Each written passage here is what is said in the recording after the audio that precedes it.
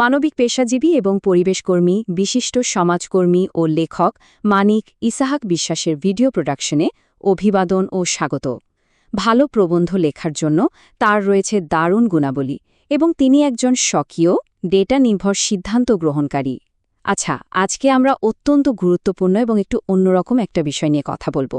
জলবায়ু পরিবর্তনের কারণে কিভাবে আমাদের দেশের সাধারণ মানুষ বাধ্য হচ্ছে নিজেদের ভিটেমাটি ছাড়তে, আর তারপর কিভাবে তারা শহরের এক অনিশ্চিত জীবিকার ফাঁদে আটকে পড়ছে, সেটাই আজ আমরা বিশ্লেষণ করব। তো চলুন আর কথা না বাড়িয়ে সরাসরি মূল আলোচনায় ঢোকা যাক। শুরুতেই একটা চমকে দেওয়ার মতো সংখ্যা বলি, 7 লক্ষ। হ্যাঁ, ঠিকই শুনছেন। ইন্টারন্যাশনাল অর্গানাইজেশন ফর মাইগ্রেশনের তথ্যমতে প্রাকৃতিক দুর্যোগের কারণে বাংলাদেশে প্রতি বছর ঠিক এই সংখ্যক মানুষ অভ্যন্তরীণভাবে বাস্তুচ্যুত হয়। একবার চিন্তা করে দেখুন তো, প্রতি বছর আস্ত একটা শহরের সমান জনসংখ্যা তাদের শিকড় থেকে একদম উপরে যাচ্ছে। কিন্তু এই বিপুল সংখ্যক মানুষের গন্তব্য আসলে কোথায়? তাদের ভবিষ্যৎই বা কী? চলুন, সেটাই আজ আমরা একটু গভীরভাবে বোঝার চেষ্টা করি। আজকের এই পুরো বিষয়টা আমরা মূলত 4টা ধাপে বুঝব। প্রথমত জলবায়ুজনিত কারণ, দ্বিতীয়ত শহরের আশ্রয়ের ভ্রান্তি, তৃতীয়ত অপ্রাতিষ্ঠানিক জীবিকার ফাঁদ এবং সবশেষে চরম দুর্বলতার চক্র। পর্ব 1, স্থানান্তরের জলবায়ুজনিত কারণ। ঠিক কী ধরনের পরিবেশগত ধাক্কা মানুষকে তাদের আদি বাসস্থান ছাড়তে শারীরিকভাবে বাধ্য করছে, সেটাই এবার দেখা যাক। পরিবেশগত এই বিপর্যয়গুলো মূলত দুভাবে আসে। একদিকে আছে আকস্মিক ঘটনা, যাকে আমরা বলি র্যাপিড অনসেট ইভেন্ট, যেমন ধরুন ঘূর্ণিঝড়, সিডর, আইলা, আমপান বা হঠাৎ করে আসা বন্যা। এগুলো চোখের পলকে সব তছনছ করে দেয়। অন্যদিকে আরেকটা ভয়ঙ্কর ব্যাপার আছে, ধীর গতির ঘটনা বা স্লো অনসেট ইভেন্ট। সমুদ্রপৃষ্ঠের উচ্চতা বৃদ্ধি, লবণাক্ততা বেড়ে যাওয়া বা নদী ভাঙন। এখানকার সবচেয়ে চিন্তার বিষয় হল, ঘূর্ণিঝড় হয়তো একবার এসে চলে যায়, কিন্তু এই লবণাক্ততা আর নদী ভাঙন কৃষি জমি আর মিঠা পানি একেবারে স্থায়ীভাবে কেড়ে নেয়। আর বেঁচে থাকার মূল ভিত্তিটাই যখন ধ্বংস হয়ে যায়, তখন মানুষ আসলে যাবে কোথায়? বাংলাদেশের দক্ষিণ পশ্চিম উপকূলীয় অঞ্চলের লবণাক্ততার মাত্রা কতটা ভয়াবহ সেটা হয়তো অনেকেই জানেন না।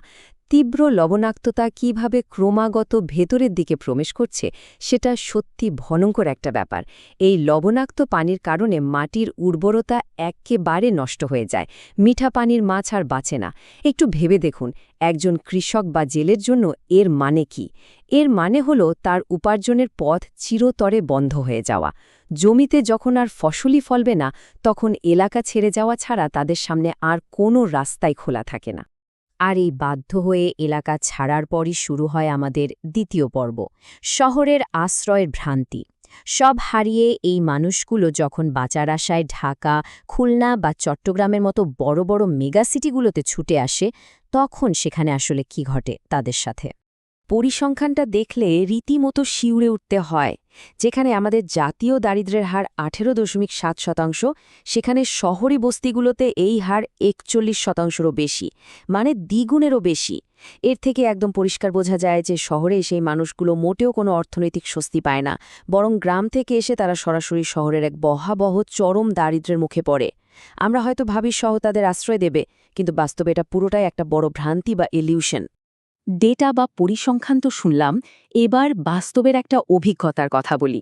বস্তিরই একজন বাসিন্দা আক্ষেপ করে বলছিলেন, আমাদের বস্তিতে কয়েকদিন ধরে কোনো বিদ্যুৎ আর খাওয়ার পানি নেই, আর আমরা যে কারো কাছে গিয়ে অভিযোগ জানাবো সে উপায়টাও নেই। ঢাকার কড়াইল বা সাততলার মতো বস্তিগুলোতে এই মানুষগুলো প্রাতিষ্ঠানিক কোনো সাহায্য ছাড়াই দিনের পর দিন ঠিক এভাবেই বেঁচে থাকে। এটা শুধু সম্পদের অভাব নয়, এটা হলো কাঠামোগতভাবে সব সুযোগ সুবিধা থেকে বঞ্চিত হওয়ার এক নির্মম চিত্র। বস্তি জীবনের আরও কিছু কঠিন বাস্তবতার কথা যদি বলি, এখানকার ৮২% মানুষই কিন্তু এসেছে গ্রাম বা উপকূলীয় এলাকাগুলো থেকে। এদের মধ্যে ৭৩% মানুষ এমন সব অস্থায়ী খুপড়ি ঘরে থাকে যেগুলোর আইনগত কোনো বৈধতা বা নিরাপত্তা নেই। ৬৫% মানুষের জন্য ন্যূনতম স্যানিটেশন সুবিধাও নেই। তার উপর শহরের নিচু এলাকা হওয়ায় অল্প বৃষ্টিতেই জলাবদ্ধতা আর দূষণের শিকার হতে হয় তাদের। মানে এক জলবায়ুর আঘাত থেকে বাঁচতে এসে তারা আসলে নতুন আরেকটা পরিবেশগত ঝুঁকির মুখে এসে পড়ছে। এভাবেই শুরু হয় আমাদের তৃতীয় পর্ব, অপ্রাতিষ্ঠানিক জীবিকার ফাঁদ। অচেনা একটা শহরে এসে টিকে থাকার জন্য এই মানুষগুলোর সংগ্রাম কিভাবে শুরু হয় চলুন সেটাই দেখি এবার। এই ফাঁদটা আসলে ধাপে ধাপে কাজ করে। প্রথম ধাপে নদী ভাঙন বা লবণাক্ততায় তারা গ্রামের জমি হারায়। দ্বিতীয় ধাপে বাধ্য হয়ে শহরে চলে আসে। তৃতীয় ধাপে এসে বাঁধে বিপত্তি। শহরে ভালো কাজ পাওয়ার মতো শিক্ষা বা মূলধন তাদের থাকে না, তাই বাধ্য হয়েই একদম অদক্ষ আর অপ্রাতিষ্ঠানিক কাজে তাদের ঢুকতে হয়। আর শেষ বা চতুর্থ ধাপে গিয়ে এই অমানবিক খাটুনির ফলে তাদের স্বাস্থ্যের চরম অবনতি ঘটে, আর চিকিৎসার খরচ মেটাতে গিয়ে তারা জড়িয়ে পড়ে ঋণের জালে। এটা যেন একটা অন্তহীন গোলকধাঁধা। এই অপ্রাতিষ্ঠানিক কাজের সবচেয়ে পরিচিত উদাহরণ হল সাইকেল রিকশা চালানো। এই কাজে খুব বেশি পুঁজি বা পড়াশোনার দরকার হয় না, তাই বাস্তুচ্যুত কৃষকরা সহজেই রিকশা চালানো শুরু করেন। কিন্তু এর বদলে প্রতিদিন যে কী পরিমাণ শারীরিক ধকল তাদের সহ্য করতে হয় তা বলার মতো নয়। শহরের বিষাক্ত ধোঁয়া, ধুলাবালি আর দুর্ঘটনার ঝুঁকি নিয়ে সামান্য কিছু নগদ টাকার জন্য এই যে লড়াই, এটা তাদের শরীরটাকে একেবারে নিংড়ে নেয়। এটা শুধু একটা পেশা নয়, প্রতিদিন আক্ষরিক অর্থে এটা টিকে থাকার একটা কঠিন যুদ্ধ।